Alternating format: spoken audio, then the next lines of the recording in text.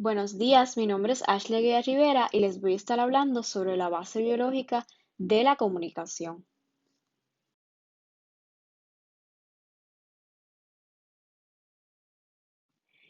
Empiezo por explicar la base biológica de la comunicación. Cuando se habla de la base biológica de la comunicación, tenemos que referirnos a la teoría de la gramática de Chomsky. A diferencia de otros lingüistas que dan importancia a la experiencia de los comportamientos, Chomsky da mayor relevancia a los procesos neurológicos del lenguaje, los cuales considera innatos en los seres humanos. Chomsky reconoce que los procesos innatos gramáticos sí son impactados por estímulos externos en cierta medida, pero argumenta que estos también trabajan de manera automática. Entonces, basado en esto, podemos decir que la capacidad para aprender un lenguaje es universal y un componente biológico de los seres humanos. Se cree también que las áreas del lóbulo temporal izquierdo son más grandes en el feto, infante y adulto. Esto puede ser la evidencia de que hay una base biológica para el dominio del lenguaje en el hemisferio izquierdo. Además, la comunicación, el lenguaje y el tragado tienen una base neurológica. Es por tal razón que es de suma importancia presentar la anatomía, componentes y funciones de todos los lóbulos y regiones del cerebro, ya que primero debemos entender lo que se considera normal o típico para reconocer lesiones y áreas afectadas.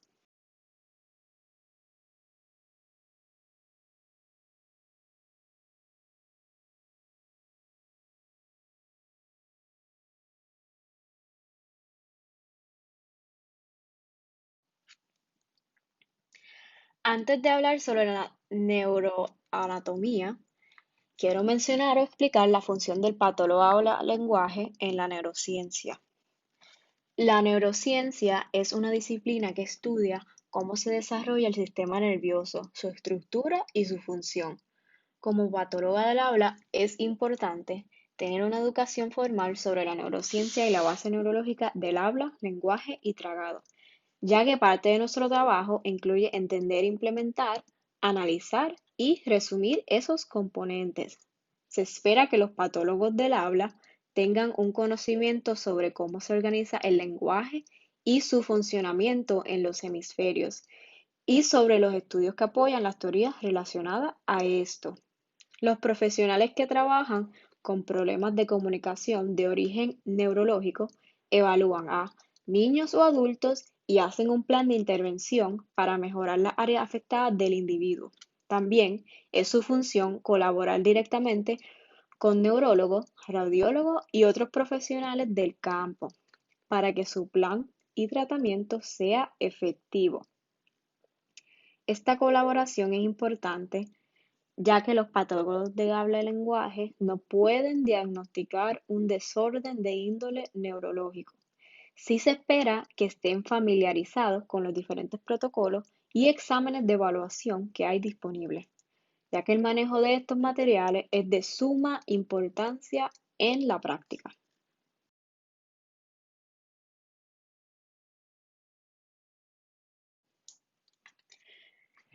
El origen del habla y la conducta del lenguaje es el cerebro. Por eso ahora les voy a hablar un poco sobre la anatomía del cerebro y sus funciones. Empiezo por explicar la importancia del lóbulo frontal, el lóbulo parietal, el lóbulo temporal y finalmente el lóbulo occipital. Como sabemos, el cerebro está dividido en dos hemisferios, el izquierdo y el derecho. Ambos hemisferios son similares en términos de su estructura, pero son asimétricos en términos de sus funciones. Se dice que el hemisferio izquierdo es un poco más grande en personas diestras. Como podemos ver en la imagen, el hemisferio izquierdo se dice que es importante para el análisis, para la lógica, secuencia, lenguaje y las matemáticas, mientras que el derecho es importante para la creatividad, para el instinto, las emociones, la imaginación y el arte.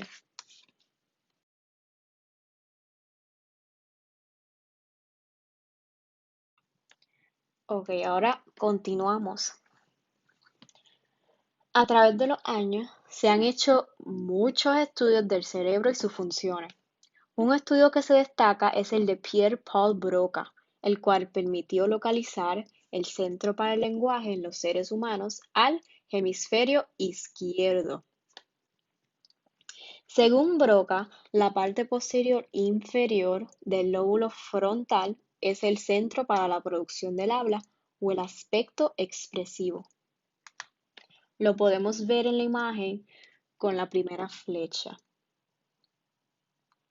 Por otro lado, los estudios de Carl Wernicke permitieron identificar el centro auditivo del habla al lóbulo temporal. Esta área en la parte posterior superior en el lóbulo temporal izquierdo está asociada a la comprensión del habla o el aspecto receptivo del lenguaje. Lo podemos ver identificado con la segunda flecha. Ok. También es importante destacar el cuerpo calloso o el corpus callosum en inglés. Este es el tracto de fibra principal que permite la conexión y comunicación entre ambos hemisferios.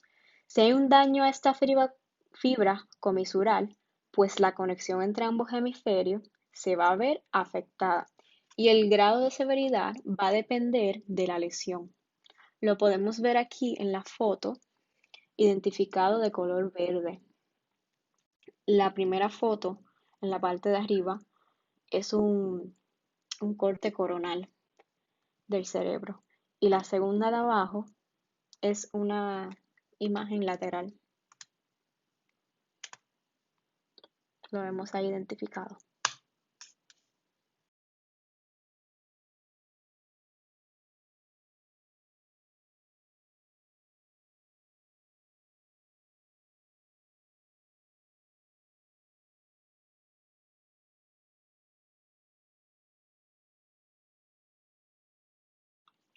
Ok, ahora voy a hablar sobre los lóbulos del cerebro.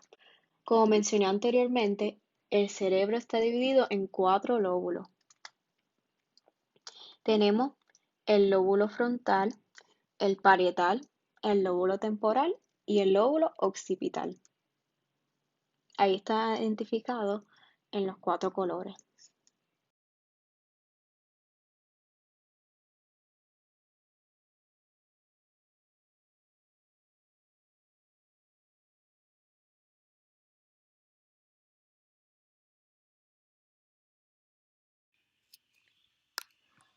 Ahora voy a hablar sobre el lóbulo frontal. El lóbulo frontal es el lóbulo que se encuentra en la parte más anterior de la corteza cerebral. Este lóbulo representa un tercio de la superficie de los hemisferios. También este lóbulo es importante para la cognición y la planificación y ejecución del movimiento voluntario. Tiene 4 giros principales: el precentral, el superior, el del medio y el inferior. Además, tiene 6 áreas principales: el primary motor cortex, premotor cortex, supplementary motor areas, prefrontal cortex, frontal eye fields y el área de Broca. El área del premotor cortex es importante para funciones motoras que son rutinarias. Esta área se encarga de planificar los movimientos voluntarios para luego enviar esa información al Primary Motor Cortex, el cual se encarga de iniciar y ejecutar los movimientos. Las áreas motoras suplementarias son importantes para la planificación de un movimiento realizado de memoria. Los Frontal Eye Fields controlan el movimiento rápido de los ojos y dirigen la atención. Si hay un daño a alguna de estas áreas, puede resultar en varios desórdenes como problemas de atención, parafasias, síndrome de la neurona motora, debilidad muscular, dificultad en mantener un movimiento, entre otras.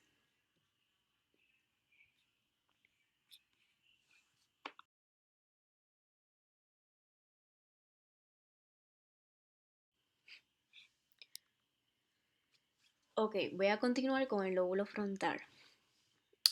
Finalmente, un área de suma importancia para nuestra profesión es el área de Broca. Como mencioné anteriormente, esta área domina el lenguaje expresivo en el hemisferio izquierdo. Si esta área sufre una lesión, la producción del lenguaje se afectará. Entonces, el paciente tendrá dificultad para verbalizar lo que quiere comunicar.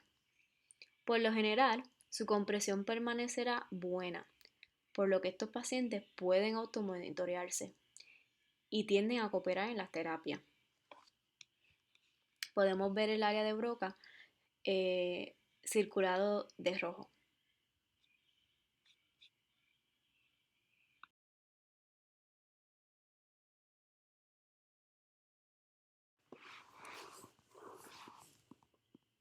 El segundo lóbulo que presentaré es el lóbulo parietal.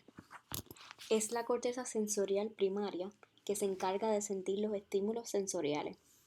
Es importante para la percepción, integración y control de la conciencia corporal, o sea, el body awareness, e información visoespacial.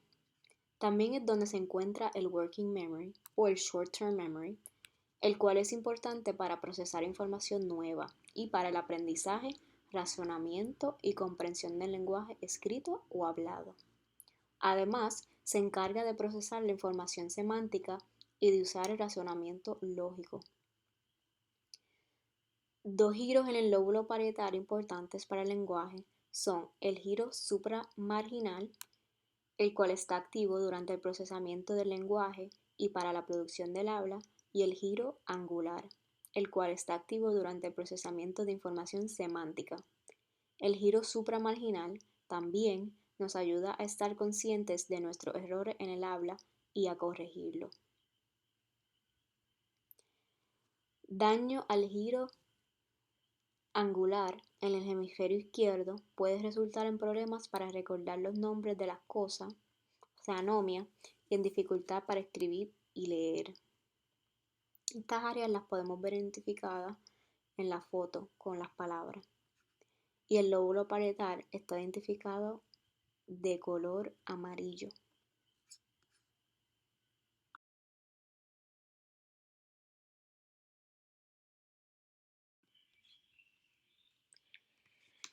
El tercer lóbulo que voy a discutir es el lóbulo temporal. Tiene tres giros: el superior, el medial y el inferior. El giro medial e inferior forman las áreas de asociación temporal.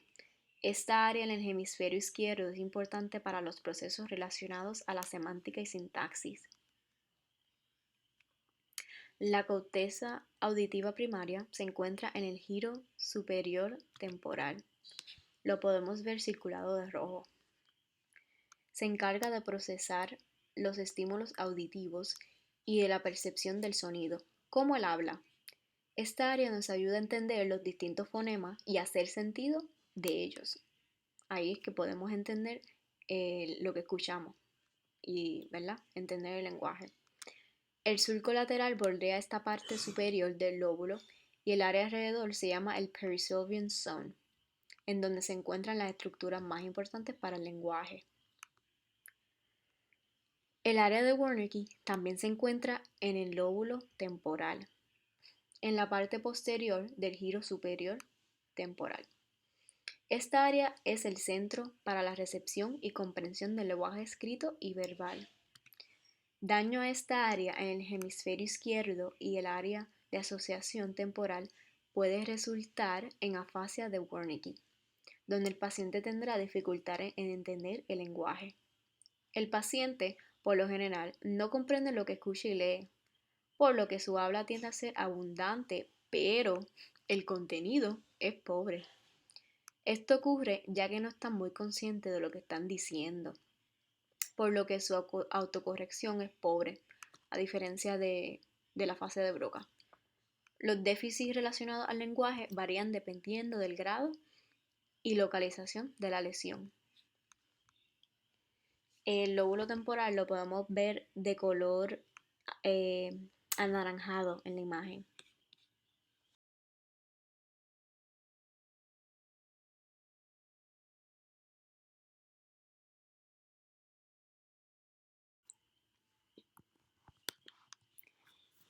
El cuarto y último lóbulo en el cerebro es el lóbulo occipital.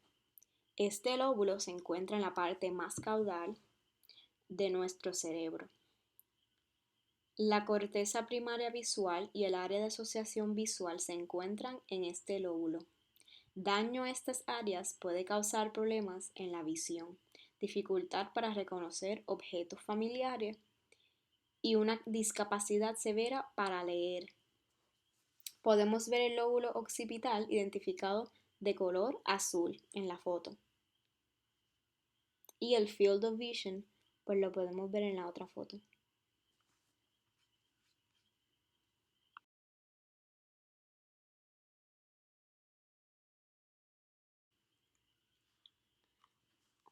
Ok, hay 4 lóbulos, pero hay quienes consideran que hay un quinto lóbulo. Por eso ahora voy a explicar brevemente lo más importante sobre la ínsula y el sistema límbico. Ok, la ínsula se puede considerar como un lóbulo adicional.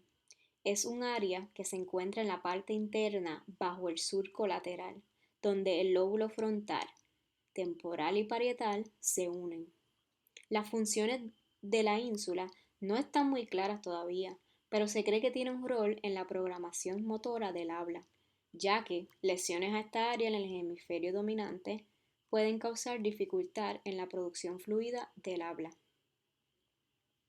Lo podemos ver en la foto de color azul y color amarillo en la parte interna de la corteza. Entonces, por otra parte, el sistema límbico también se puede considerar como un lóbulo adicional, ya que Pierre Paul Broca lo consideró como el quinto lóbulo. Está posicionado en la parte interior medial de los dos hemisferios. El sistema límbico tiene varias estructuras principales, como la amígdala, el hipocampo y el hipotálamo. La amígdala es importante para la conducta emocional, el hipocampo para la memoria y el hipotálamo para los instintos y regulación de la temperatura corporal o la homeostasis. También el sistema límbico es importante para el aprendizaje. Lo podemos ver en la foto de la derecha y ahí están sus estructuras principales. Ok, como patóloga del habla es fundamental conocer y estar familiarizada con esta área y sus funciones, ya que al trabajar con desórdenes de origen neurológico es común tener pacientes que presentan dificultad en la memoria y en el control de sus emociones. La memoria es un aspecto vital que debemos tener en cuenta al crear un plan de intervención. Las emociones del paciente también juegan un rol principal en el proceso de rehabilitación, ya que la actitud del paciente puede determinar el resultado y progreso de cada sesión. Por eso hay que tener esto en consideración. Ok, ahora voy a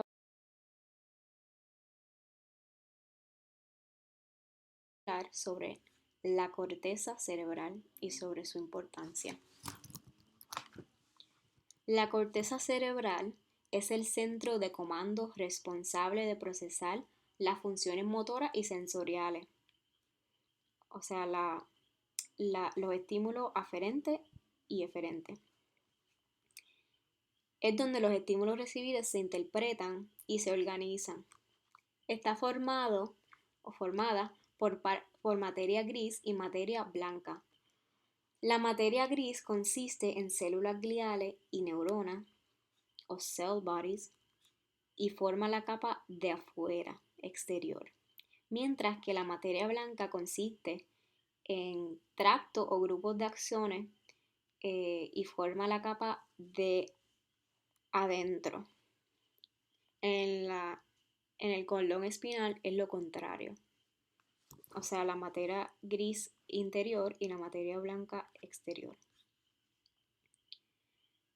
Ok, la corteza cerebral tiene convoluciones y dobleces funcionales que aumentan el área del tejido y permite tener una capacidad cognitiva mayor.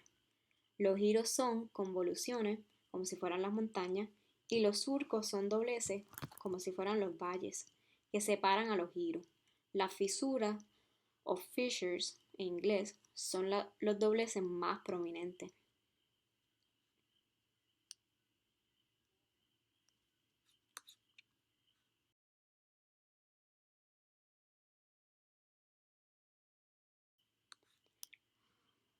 Ok, continuando, un neurólogo alemán conocido como Brodmann dividió la corteza cerebral en 47 regiones estructurales, no funcionales, sino estructurales.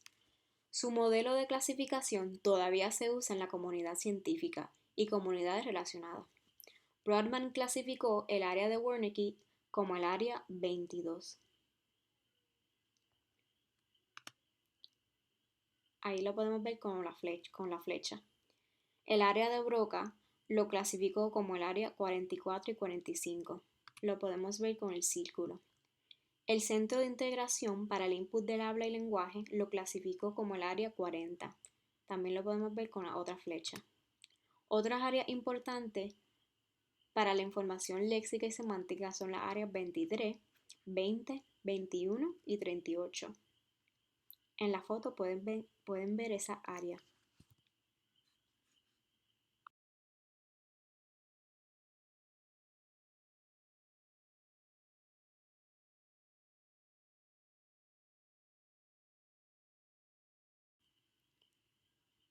Ok, finalmente voy a hablar brevemente sobre las fibras de conexión presentes en el cerebro y sobre dos modelos de procesamiento del lenguaje.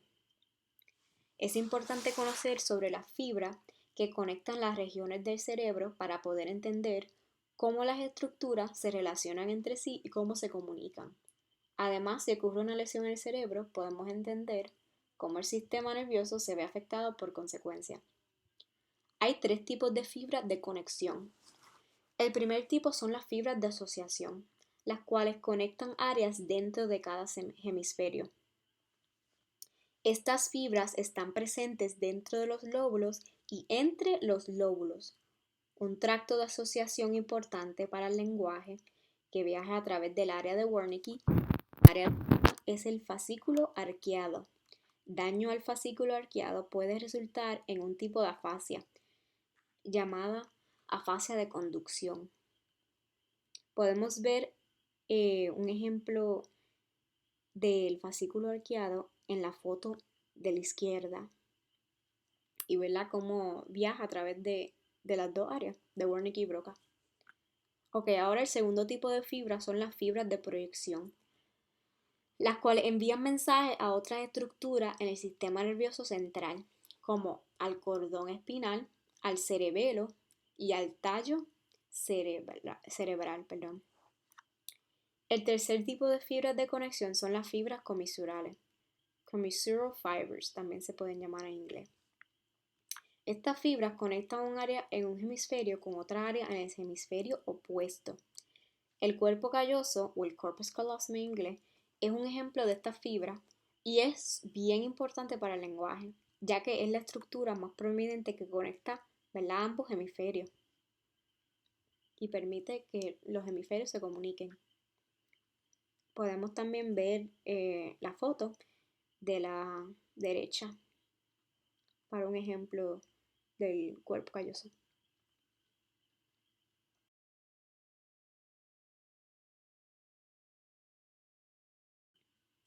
Por último, les voy a presentar los dos modelos relacionados a cómo procesamos el lenguaje en el hemisferio izquierdo. El primer modelo es el de Wernicke-Geschwind. Este modelo también se llama el modelo conexionista, ya que este modelo se enfoca en la colaboración de ciertas áreas en el cerebro, importantes para las funciones del lenguaje, ¿verdad? El modelo sigue una secuencia específica para la transmisión de información, dependiendo de cuál sea el resultado final. Hay una secuencia para la comprensión del habla, para la comprensión de un mensaje escrito y para la producción del habla. Y ahí está en la foto. Por otro lado, el modelo Dual Path argumenta que los estímulos y mensajes viajan por diferentes rutas en el cerebro que pueden variar en dirección. Este modelo identifica una ruta ventral o anterior y dorsal que se activa dependiendo del estímulo que sea. La ruta ventral se activa durante la comprensión del lenguaje, para procesar la información semántica y sintáctica, mientras que la ruta dorsal se activa cuando repetimos algo. Este modelo es más moderno y actualizado, aunque en realidad ambos se usan. Y ahí les puse dos fotos sobre el Dual Path, el modelo del Dual Path.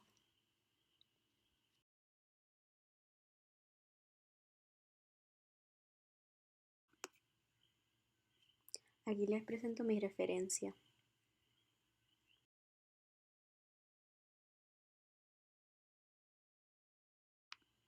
y la continuación de la referencia.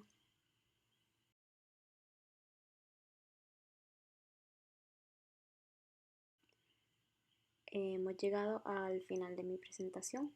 Muchas gracias por su atención. Espero que tengan un buen día.